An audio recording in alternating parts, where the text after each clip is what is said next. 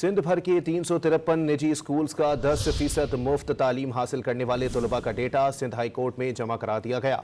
मजीद जानते हैं don news के नुमाइंदे सैयद वसीम से। वसीम, बताइएगा अदालत में जमा कराई गई रिपोर्ट में मजीद क्या बताया गया है?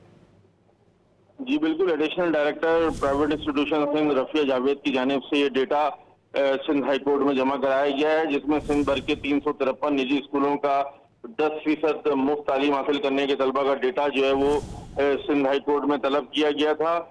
और वो डेटा जो जमा कराया गया है उसके मुताबिक जो निजी स्कूल हैं इनमें 302 जो माजी में जमा कराया गया डेटा था उसके मुताबिक 14,693 तलबा को Sindh right of free and compulsory education act 2013 के रूल 3 के तहत मुफ्त तालीम फराहम की जा रही है।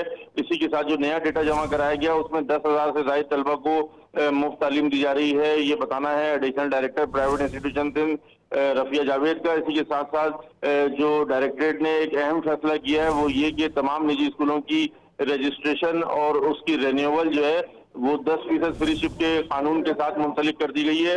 यानी कि अब जो भी निजी स्कूल 10% फ्रीशिप के कानून के तहत तलबा को मुफ्त तालीम नहीं देगा उसकी जो रजिस्ट्रेशन और रिन्यूअल है वो नहीं की जाएगी। इसी के साथ अगर कोई बोगस डेटा स्कूल की जानिब से फराहम किया गया तो ये बताना है डायरेक्टरेट की जानिब से कि उसकी जो रिन्यूअल और रजिस्ट्रेशन है वो मंसूख की जा सकती है। जी बहुत शुक्रिया वसीम।